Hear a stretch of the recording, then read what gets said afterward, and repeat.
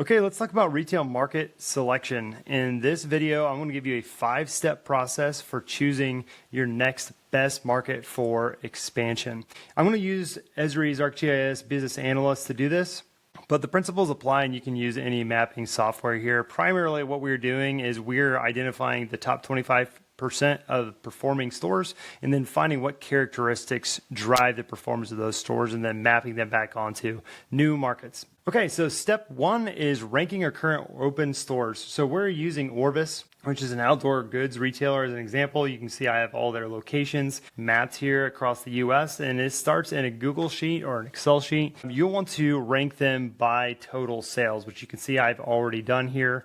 And we want to compare apples to apples in this case. And we have a couple flagship and touristy stores. So I'm going to go ahead and hide those rows because they're going to throw off our analysis. But once we do that, ultimately what we want to do is break these up into quartiles. That's what I like to do unless you have a larger store fleet of our top 25% performing all the way down to our bottom 25% performing. And then once we've done that, we want to move on to step 2, which is defining our trade area around those stores. The reason that we want to define the trade area around our stores is because we're going to be surfacing variables that drive the performance of those stores. In the case of Orbis, people are probably coming from an hour outside, and also people are, you wouldn't just want to recognize like a 5-minute walk time around there. With a grocery store, you might have a smaller trade area, but with Orvis, you might have a bigger trade area. But you need to identify where are people coming from to visit your store. So I'm going to give you 3 steps or 3 different approaches to doing that. One is you can map zips from your point of sale credit card transactions. This is an okay approach.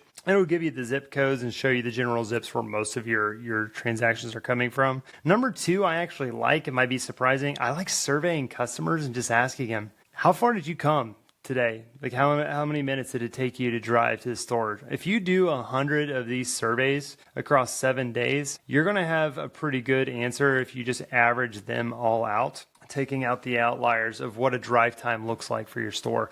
You can also do mobile movement data. That would be the third way. This is the more scientific way. There's companies like Unicast or Placer.ai that looks at a sample of these definitively of the people that came and where they came from, and they can create a true trade area for you. That's probably the best method. Number 2 is actually fine, is because ultimately what we're driving towards is getting a trade area either in radius rings or in a drive time. In this case, I'm using a 15-minute drive time to now surface the variables that we care about that might be driving the performance of these stores. So let's get into step number 3, which is isolating key variables across stores. So in my mind, I think of the key variables that we're looking for our brand across 3 buckets. Bucket number 1 is people. So this could be population, demographics, or psychographics. Bucket number 2 is geographic. So this is the urbanicity, the weather and patterns that might be having in that area, the proximity to natural features. And then the third thing that I'm looking at is the retail landscape, which includes competition, the retail nodes, or synergistic retailers that might actually benefit our brand. In this analysis, I'm actually going to use just number 1, people. We're just going to be looking at demographics and psychographics of the people in those areas. So once you've chosen the characteristics that you want to look for, you can go ahead to reports here, and then I've already ran an income comparison here across all of my stores. Now, the key thing that you want to do once you run this comparison across all your stores is go ahead and export that down here in the lower right corner, because what that will give you is across all your stores, those variables. In this case, I care about the age, the income, and then the psychographic characteristics. And so you can see across all of my stores, which I've grouped up here in the top 25 to the bottom 25% percentile, what are the characteristics in a 15-minute drive time around that store. So I see my first store here with the highest amount of sales. We see median household incomes, $73,000, the age, and the top segments for that store. Okay, once you have that, then we want to group those up into different tiers. So tier 1, 2, and 3, purple, green, yellow, red. And then we can see tier 1, our best store, we averaged out the population, the income, and the age around those stores, as well as the segments. And we can see that stores that perform well typically have a higher population, a higher income, and a higher median age. And they have a higher percentage of ultra-wealthy families, young professionals, and wealthy suburban families around there. So now essentially we've got our thumbprint. We have what we are looking for, so we can map that across different counties in the United States to find what is our next best market for our brand. So let's go on to step 4, which is market suitability analysis. So I'm going to go to maps, and we can go to create maps, and I'm going to go to smart map search, and this essentially allows me to set thresholds that I am looking for. So I'm going to go ahead and go to browse variables, and we're going to look, one threshold is median age, go to income. Another threshold is income that we're looking for. And then lastly, we want to look at the psychographic traits of that area. So I'm going to go to my variables, and we're going to look at persona live county percents, and we're going to choose our segments here: ultra wealthy families, wealthy suburban families, and then young professionals. Okay, so now we can begin to set thresholds across the U.S. and find which one of these counties best meets what we're looking for. So the first thing we're looking for is median age. We have a little bit of a higher median age for this brand, so I'm going to go ahead and ramp that up to about 38. That's good. So these are all the counties that meet our thresholds for median age. Then median income, we want around 90,000.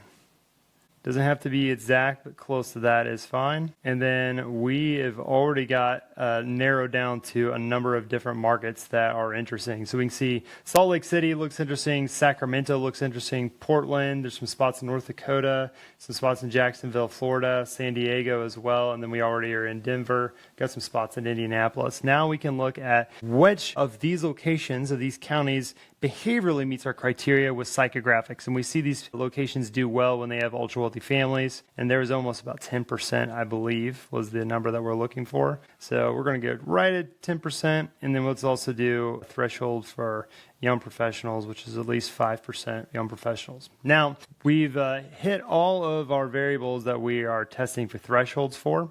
We've got median income, median age, and our psychographic variables. Now we can begin to choose our markets, and we already have narrowed this down very nicely. So Salt Lake City looking really good for us. Sacramento also looking really interesting. Portland looking interesting for our brand as well. Down here in Los Angeles, some spots in Jacksonville, Cincinnati, Indianapolis, and down in Providence, Rhode Island. And then we also have a little spot here in Kansas City. So we've narrowed this down to about 5 different markets that we can expand into. And some things we should be considering is, how many different locations can we actually put in that market? And this really brings us now to step 5, which is selecting and then testing our market. And I'll just give you a few pointers here. 1, consider the different expansion opportunities. This is a function of how many retail nodes that you actually have in that market that you can place a location at. So if Salt Lake City has 5 retail nodes and Sacramento has 15 retail nodes, that is an opportunity for us. But you also want to consider, are there already a lot of competition there? Okay, next you want to look at demographic trends. Are these areas trending up demographically or down demographically? If we have any in the south down here, and we do, it looks like have one in San Antonio, a market that meets our criteria, the south is going up demographically significantly, whereas spots in the northeast are kind of going down in population, for example. Another is financial and tax consideration.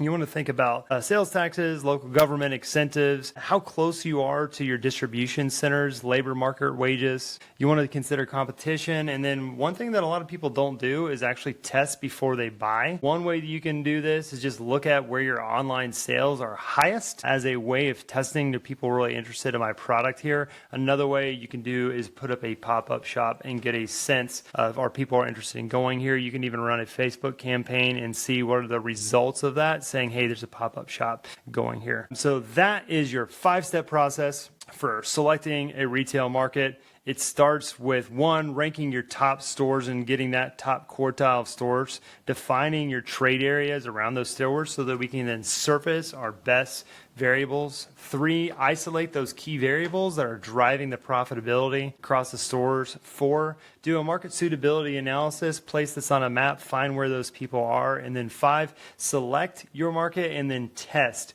your market. And that's it. That is your 5-step process for doing retail expansion.